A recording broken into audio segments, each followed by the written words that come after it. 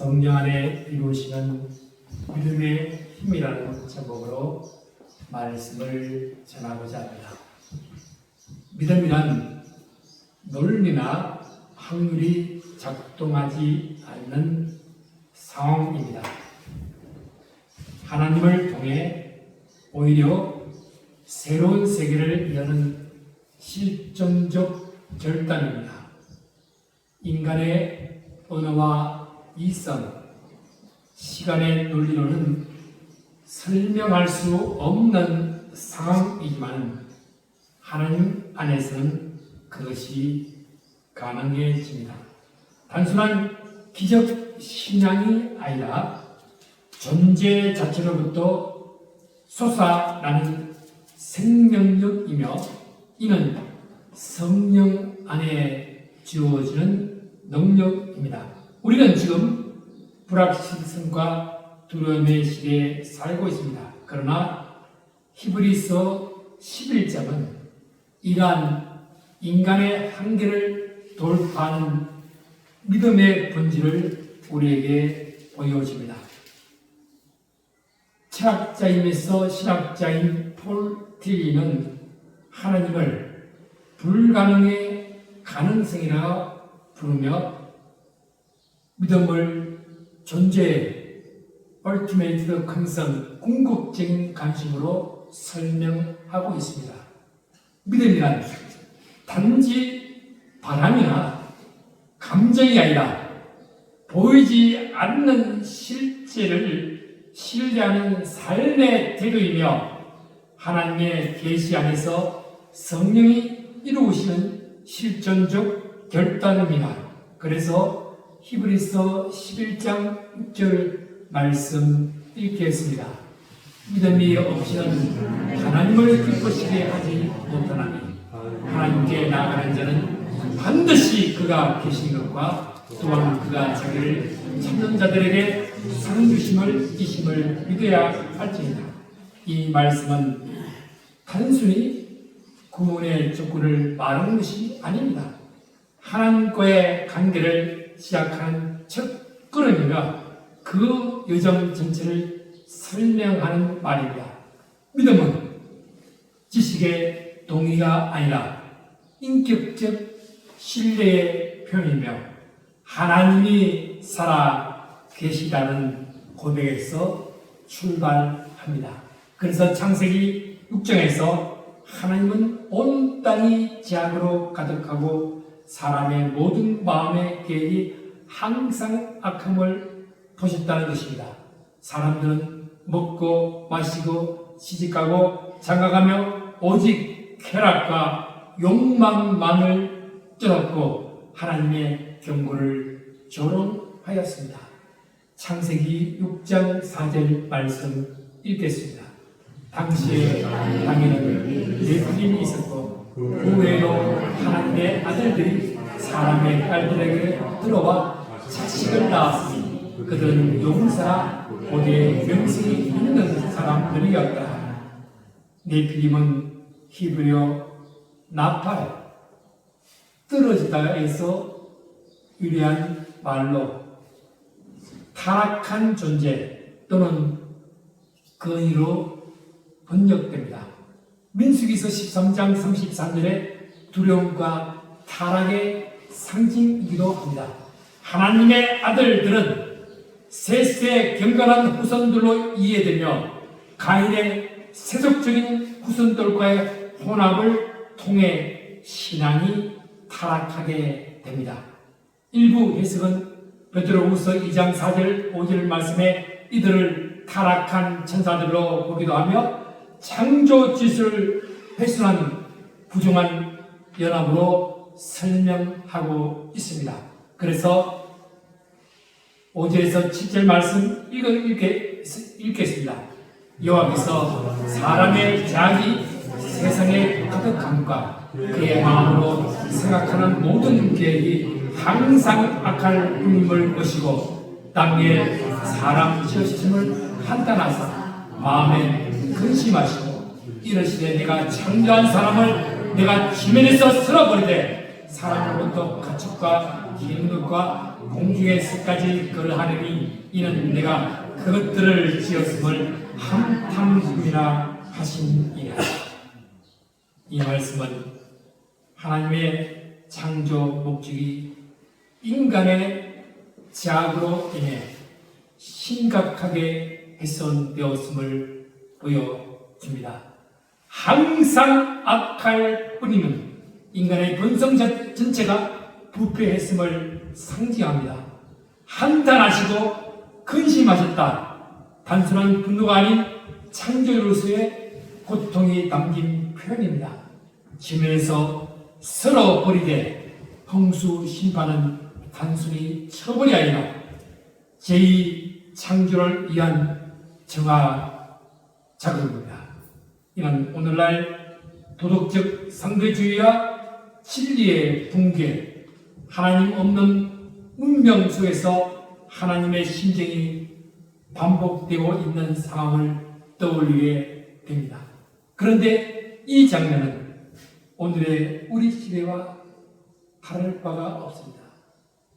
진리는 조롱받고 의인은 고립되고 그 집과 선동이 여론이 되며 온통 아부와 퍼플리즘의 말잔치 많은 일삼성이다. 노아는 100년 동안 방주를 지었습니다.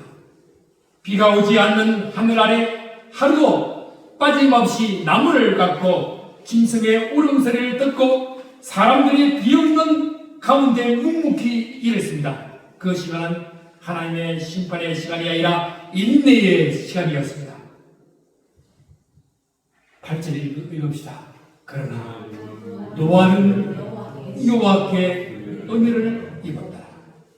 이 짧은 구절은 인류의 구원을 이끄는 전환점입니다. 그러나 하나님의 심판의 흐름 속에 은혜라는 불꽃 하나가 들어옵니다. 은혜를 입었다는 말은 무엇입니까? 노아가 완전하거나 의로워서가 아니라 하나님의 주권적인 긍휼과 선택으로 인해 구원된 것입니다. 그런 시대 속에서 단 한 사람 노아가 있었습니다. 이 은혜가 믿음으로 반응된 삶의 증거가 바로 노아입니다. 이브리서 7절 말씀 읽읍시다. 믿음으로 노아는 아직 오지 않는 일에 충고하심을 따라 경외함으로 방주를 준비하여 그 집을 구원하였으니 이는 말미암아 세상을 정죄하고 믿음을 따르는 의의 상속자가 되었느니라. 노아의 시대에는 하늘에서 비가 쏟아진다는 상상조차 할 수 없는 시기입니다. 그러나 보이지 않는 일에 대한 하나님의 말씀을 듣고 방주를 짓기 시작했습니다.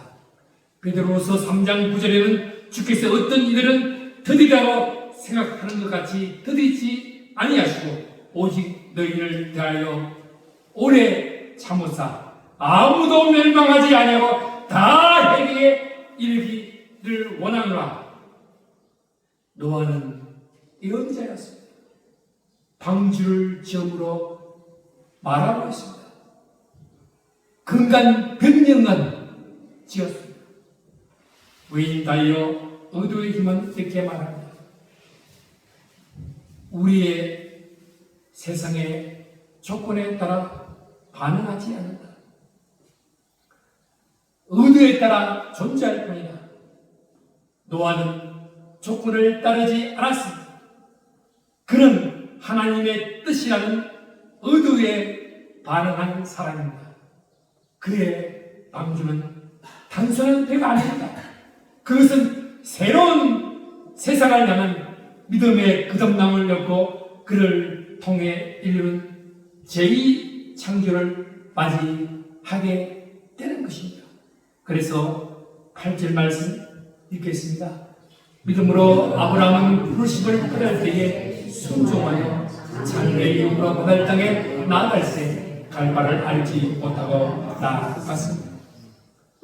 아브라함의 출발도 인간의 계산이 아닌 하나님의 주권적인 부르심에서 시작되었습니다. 그는 고향과 친척을 떠났고 하나님이 보여주실 땅을 향해 나아갔습니다. 창세기 15장에서 하나님은 아브라함에게 하늘의 별과 같이 많은 우수를 약속하시며 그의 믿음을 의로 여겼던 것입니다. 아브라함과 노아는 모두 보이지 않는 하나님의 약속을 얻던 자들이었습니다. 그들은 믿음으로 현실을 거슬러 하나님의 날을 준비한 사람들입니다. 하지만 문제는 그에게 후사가 없었다는 것입니다. 그는 아들을 낳을 수도 없었고 아내 사라는 평생 불임이었습니다. 11절 말씀 읽읍시다. 믿음으로 사라 자신도 나이가 많아 단성하였으나 잉태할 수 있는 힘을 얻었으니 이는 약속하신 이를 믿으신 줄을 알았습니다. 이 말씀은 단순한 기적의 서술이 아닙니다. 하나님께서 여성의 생물학적 약함 속에서 구속의 계보를 시작하신다는 신학적인 진리를 담고 있습니다. 성경의 계보에는 공통된 하나님의 패턴이 있습니다. 하나님은 불임이라는 절망의 땅에서 생명의 씨앗을 띄웠습니다. 사라는 불임이었으나 불임이었으나 이삭을 낳았습니다. 한나는 통곡 속에 기도하다가 사무엘을 낳았습니다. 신약의 시작은 마리아가 성령으로 예수 그리스도를 잉태함으로써 이루어졌습니다. 이는 단순한 신비가 아니라 하나님께서 인간의 한계, 사회의 낙인, 그리고 약함 속에서도 그분의 전능하심을 드러내신 사건입니다.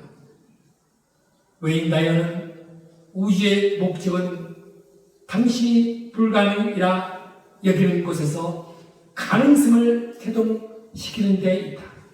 이는 하나님의 뜻과 놀랍게 닿아 있습니다. 하나님은 불가능이라 여기시는 자리에서 새로운 생명과 가능성을 시작합니다. 누가복음 1장 26절에서 38절은 성령의 임재 가운데 이루신 하나님의 놀라운 구속사를 보여줍니다. 천사가 마리아에게 나타납니다. 보라, 네가 잉태하여 아들을 낳으니 그 이름을 예수라. 성령이 네게 임하시고 지극히 높으신 이의 능력이 너를 덮으시리니 이것이 바로 하나님의 말씀이 육신이 되어 이 땅에 오시는 임마누엘 사건입니다. 그때 마리아는 고백합니다. 누가복음 1장 38절에 주의 여종이오니 말씀대로 내게 이루어지리라. 내게 이루어지리라. 믿음이란 단순한 감정이나 동의가 아닙니다. 그것은 하나님의 말씀이 우리 안에 잉태되어 육신이 되도록 순종하는 삶의 태도입니다. 믿음은 보이지 않는 것들의 시상이요 말씀대로 이루어질 것을 확신하는 실천의 응답입니다. 믿음은 창조의 힘입니다.